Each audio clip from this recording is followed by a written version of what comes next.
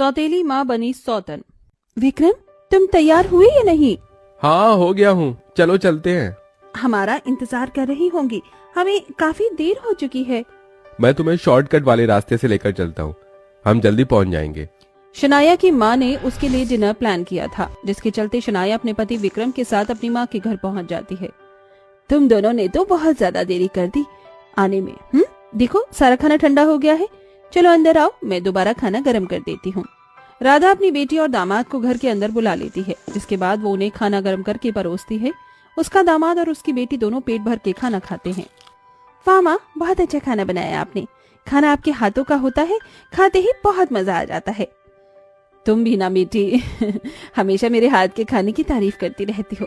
तुम यहीं पर रुको, मैं तुम्हारे लिए थोड़े से पुलाव और लेकर आती हूँ। राधा रसोई में जाती है, जिसके बाद वो अपनी बेटी को थोड़ी से और पुलाव ला कर देती है। इसी प्रकार वो सभी एक साथ पेट भरकर खाना खा लेते हैं।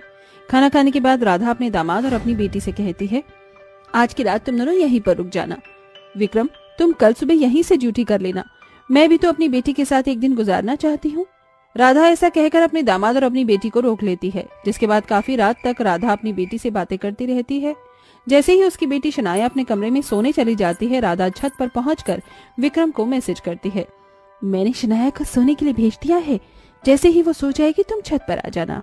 राधा का मैसेज पढ़ने के बाद विक्रम अपनी पत्नी शनाया के सोने के बाद छत पर पहुंच जाता है, जहां वो छत पर जाते ही पीछे से राधा को हक कर लेता है और उससे कहता है, अरे वाह सासू माँ जी, आप तो बहुत हॉट लग रही हो इस सुहानी रात में।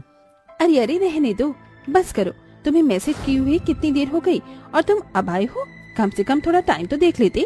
क्या करूँ, शनाया ने सोने में ही बहुत ज्यादा टाइम लगा दिया। ये सब छोड़ो, शनाया की बातें करके अब हमारी रात को खराब मत करो। इस प्रकार राधा अपनी ही बेटी की सौतन बनकर उसे धोखा दे रही थी। वहीं विक्रम भी राधा की अदाओं पर फिदा हो चुका था, जिसके चलते वो भी अपनी पत्नी को धोखा दे रहा था। आधी रात को 3 बजे के करीब शनाया की आंख खुलती है और वो बिस्तर पर अपने आप को अकेला पाती है। अरे, इतनी रात का विक्रम जी कहाँ गए, कहीं दिखाई नहीं दे रहे। शनाया विक्रम को देखने के लिए उठती है और चलते चलते रसोई की तरफ और घर में यहाँ वहाँ ढूंढने लगती है, लेकिन शनाया को विक्रम कहीं भी नजर नहीं आता। इसके बाद वो चुपचाप वापस अपने कमरे में आ रही होती है। कमरे में जैसे ही वो आती है, उसे विक्रम उसी की जगह पर सोता हुआ नजर आता है। अरे ये क्या, विक्रम जी तो यहीं पर हैं, पर वो तो शायद, अच्छा मुझे ही कहीं कोई गलतफहमी हो गई होगी। चुपचाप से शनाया आकर अपने बिस्तर पर सो जाती है, जिसके बाद विक्रम हल्की सी करवट कर अपने ही मन सोचता है, आज तो मैं बाल बाल बच गया। अगर शनाया ने मुझे छत पर अपनी ही माँ के साथ देख लिया होता तो पता नहीं क्या हो जाता। ऐसा सोचने के बाद विक्रम सो जाता है। अगले दिन विक्रम अपनी जॉब के लिए निकल जाता है और शनाया भी अपने ससुराल वापस आ जाती है। इसके बाद 1-2 दिन और बीत जाते हैं और फिर से किसी न किसी बहाने से राधा अपने दामाद को अपने घर पर बुलाने की कोशिश करती है। अरे शनाया बेटी, अब मैं तुझे क्या बताऊं, मेरी बहुत ज्यादा तबीयत खराब है। मैं तुझे व्हाट्सएप पर एक पेपर भेज रही हूँ, उस पर मेरी कुछ दवाइयाँ लिखी हैं जो डॉक्टर ने मुझे मंगवाने के लिए कहा है। देख बेटी, मैं तो जा नहीं सकती, इसलिए तू मेरे दामाद से कह दे, वो दवाइयाँ लेकर घर पर आ जाएगा। अरे माँ, अगर इतनी ही परेशानी है तो मैं आ जाती हूँ, कुछ दिनों के लिए आपके घर पर आपकी देखरेख भी कर दूंगी। शनाया ऐसा कहती है, लेकिन दूसरी तरफ से फोन पर राधा कहती है, अरे नहीं बेटी नहीं, ऐसी कोई भी परेशानी वाली बात नहीं है। तेरे ससुराल में तेरे सास ससुर भी तो हैं, तुझे उनकी भी तबीयत देखनी है, उनकी भी सेवा करनी है, उन्हें संभालना है। मेरा क्या है, मैं तो अपनी देखरेख कर लूंगी। ज्यादा हुआ तो तू विक्रम को भेज दिया कर मेरे हालचाल लेने के लिए। ऐसा कहकर राधा फोन काट देती है, जिसके बाद शनाया अपनी माँ के लिए परेशान होकर अपने पति के पास जाती है और कहती है, बात सुनिए, मेरी माँ की तबीयत खराब है, उन्हें ये सारी दवाइयाँ ला कर दे दीजिए, ये मैं आपको भेज देती हूँ, ये डॉक्टर का लिखा हुआ पर्चा है। शनाया डॉक्टर का लिखा हुआ पर्चा विक्रम को दे देती है, जिसके बाद विक्रम वो सारी दवाइयाँ लेने के लिए मेडिकल स्टोर पर पहुँचता है। वहाँ से वो दवाइयाँ लेता है और सीधा अपनी सास के घर पहुँच जाता है, जहाँ वो सीधा उसके कमरे में जाकर उससे कहता है, अरे सासू माँ जी, कैसे अपनी तबीयत खराब कर ली तुमने मेरे होते हुए? तुम्हें कुछ नहीं हो सकता, ये देखो मैं तुम्हारी दवाई लेकर आया हूँ, अब तुम झटपट ठीक हो जाओ। किसने कहा कि मैं बीमार हूँ? ये तो तुम्हें अपने करीब बुलाने का एक सिर्फ और सिर्फ बहाना था। दूर क्यों खड़े हो, आओ मेरे पास आओ। विक्रम राधा के पास जाता है और उसे गले से लगा लेता है। इसके बाद वो उससे कहता है, रोमांस थोड़ी देर में कर लेंगे, लेकिन उससे पहले सासू माँ, मुझे आपके हाथों का बना हुआ खाना खाना है, बहुत जोरों से भूख लगी है। क्या आप मुझे अपने हाथों का खाना खिलाओगी? हाँ हाँ, क्यों नहीं, तुम तो मेरी जान हो, तुम्हारे लिए नहीं बनाऊंगी तो किसके लिए बनाऊंगी। राधा ऐसा कहकर रसोई में जाती है और विक्रम के लिए खाने में रसमलाई और शाही पनीर की सब्जी बनाती है। उसी वक्त घर पर शनाया भी जाती है। रसोई से आ रही खुशबू को सूंघते हुए वो रसोई में पहुंचती है। अरे माँ, आप यहाँ क्या कर रही हो? आपकी तो तबीयत खराब थी ना? शनाया को अपने सामने खड़ा देख राधा एकदम से चौंक जाती है। अरे तुम यहाँ पर? आपकी तबीयत ठीक नहीं थी ना, तो मैंने सोचा कि आपके पास आ जाऊं। लाओ माँ, मैं आपका खाना बनाने में मदद करती हूँ। जैसे विक्रम जी कहीं दिखाई नहीं दे रहे हैं, कहाँ गए मेरे पति? शनाया ऐसा कहकर काम करती रहती है कि तभी पीछे से आकर विक्रम शनाया की माँ राधा को हक करने लगता है, जिसके चलते राधा धीरे से विक्रम से कहती है, अरे छोड़ो मुझे, शनाया ने देख लिया तो? नहीं दिखेगी, मैं हूं ना, परेशान क्यों रही हो सासू माँ जी? तभी शनाया एकदम से पीछे मुड़कर देख लेती है अपने पति की बाहों में अपनी माँ को। ये देखकर उसके पैरों तले जमीन खिसक जाती है। तो मेरे पीछे से ये सब चल रहा था? वैसे मुझे अंदाजा तो लग रहा था, लेकिन मुझे भरोसा नहीं हुआ। आज अपनी आंखों के सामने आप दोनों को एक साथ देख मुझे यकीन हो गया है कि आप दोनों के बीच क्या चल रहा है। एक डायन भी साथ घर छोड़कर डसती है। माँ, तुमने तो अपनी ही बेटी के घर को उजाड़ दिया, क्या तुम्हें जरा भी शर्म नहीं आई? अरे नहीं बेटी, ऐसा कुछ भी नहीं। माँ, आपको झूठ बोलने की जरूरत नहीं है, सच मेरे सामने है। आप दोनों रंगे हाथ पकड़े गए हो। मुझे तो यकीन नहीं होता मेरी माँ ही मेरी सौतन बन गई, लेकिन इसमें आपकी कोई गलती नहीं है। मैं जानती हूँ आप मेरी सौतेली माँ हो, इसलिए ये सब हो रहा है। तुम्हें पता था कि मैं तुम्हारी सौतेली माँ हूँ? ये सच तो तुम्हारे पिता और मैं बचपन से अभी तक तुम्हारे सामने आने नहीं दिया हमने। मेरे पिता ने मुझे कुछ साल पहले ही बताकर ये सब कुछ बताया था कि आप मेरी सगी नहीं सौतेली माँ हो, और सौतेली माँ ही अपनी बेटी का घर उजाड़ सकती है, बसा नहीं सकती। चले जाओ यहाँ से और दोबारा मेरे सामने कभी मत आना। शनाया अपने पति और अपनी सौतेली माँ को अपने घर से निकाल देती है। इसके बाद वो अपने ही घर में अकेली रहने लगती है।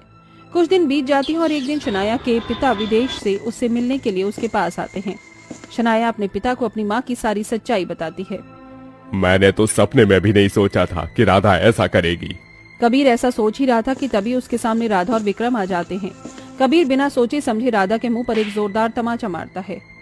शर्म नहीं आई अपनी बेटी का घर बर्बाद करते हुए? तुम जैसी सौतेली माँ को तो पानी में डूबकर मर जाना चाहिए। राधा अपने पति और अपनी बेटी के पैरों में गिर जाती है और अपनी गलतियों की माफी मांगती है। माफ कर दीजिए, मुझसे बहुत भूल हो गई, मुझे ऐसा नहीं करना चाहिए था। आप भी मुझे माफ कर दीजिए, और शनाया बेटी तुम भी मुझे माफ कर दो। विक्रम भी अपनी गलतियों की माफी मांगता है, जिसके चलते कबीर गुस्से में आकर उसका कॉलर पकड़ लेता है। लेकिन तभी शनाया अपने पिता को रोकती है और उससे कहती है, छोड़ दीजिए पिताजी, इन्हें अपनी गलती का एहसास हो चुका है, मेरे लिए इतना ही काफी है। मैंने माँ को माफ कर दिया और अपने पति को भी। शनाया सबको माफ कर देती है, जिसके बाद वो अपने पति के साथ अपने ससुराल जाकर एक नई जिंदगी की शुरुआत करती है।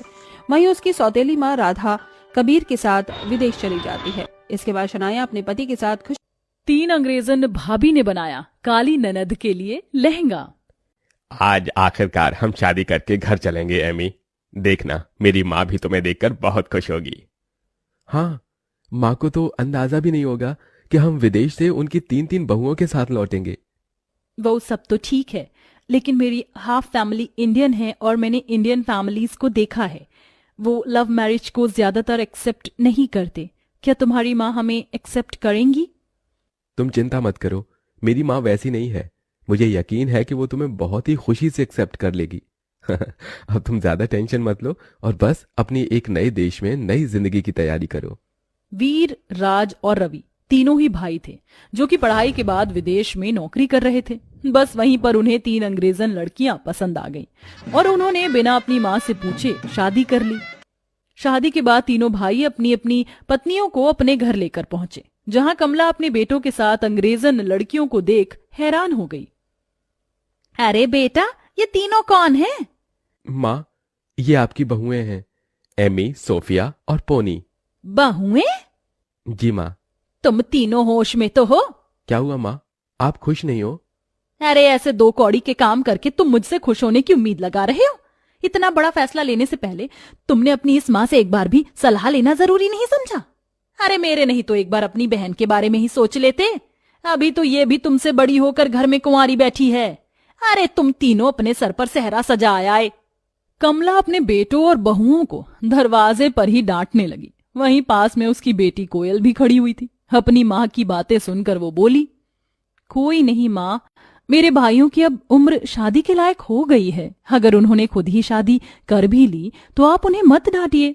रही बात मेरी, तो मेरे लिए रिश्ते मेरे रंग की वजह से नहीं मिल पाते हैं और मेरी वजह से आप इन्हें कब तक कुंवारा रखती। इसीलिए अच्छा ही है जो इन्होंने अपना जीवन साथी खुद ही चुन लिया। इन लड़कियों के साथ अगर ये खुश हैं तो इससे अच्छी क्या बात है। मेरी शादी जब होनी होगी हो जाएगी। मेरी वजह से आप इन्हें मत डांटिए और अपनी बहुओं को अंदर बुला लीजिए। अपनी बेटी की बात सुनकर कमला कुछ देर को चुप हो गई और फिर कुछ देर बाद बोली, ठीक है, तू कहती है तो मैं इन्हें बुला लेती हूँ, लेकिन हाँ, अभी मैंने तुम्हें बहू के रूप में अपनाया नहीं है। मैं तुम्हें उस दिन अपनाऊंगी जब तुम मेरी बेटी के लिए कोई अच्छा रिश्ता ढूंढोगी और इसे अपने हाथों से सजाकर विदा करोगी। और ये बात मेरे तीनों नालायकों पर भी लागू होती है। कमला ऐसे बोलकर कमरे में चली गई। उसकी तीनों विदेशी बहुएं घर में आ गई, लेकिन अभी उन्हें बहू वाला दर्जा नहीं मिला था। दीदी तुम चिंता मत करना, हम तुम्हारे लिए बहुत ही अच्छा रिश्ता ढूंढेंगे। मुझे भरोसा है और हम भी उसमें मदद करेंगे। तीनों भाई और भाभियों ने उसी दिन से अपनी ननद के लिए किसी अच्छे रिश्ते की तलाश करनी शुरू कर दी। 2-3 दिनों में रवि को एक रिश्ता मिला, लेकिन वो कोयले के रंग की वजह से हाथ से निकल गया। माँ, मैं इतनी काली लड़की से शादी नहीं करूंगा। माफ करना बहन, आपका घर बार सब कुछ अच्छा है, लेकिन लड़की का रंग कुछ ज्यादा ही काला है। इतनी काली लड़की तो मेरे लड़के के साथ बिल्कुल हीरे के साथ कोयले जैसी लगेगी। देखो बहन, आपको मेरी बेटी पसंद हो तो यहाँ ठहरो, वरना अपने हीरे को लेकर चली जाओ। तेवर क्यों दिखा रही हो? जा ही रहे हैं। वैसे भी मैं तो अपने बेटे के लिए भी हीरा ही देखूंगी, इस कोयले का क्या मोल। वो औरत ऐसे बोल ही रही थी कि तभी हाथों में चाय नाश्ता लिए तीनों अंग्रेजन बहुएं आईं। उन्हें इन सब बातों के बारे में पता नहीं था।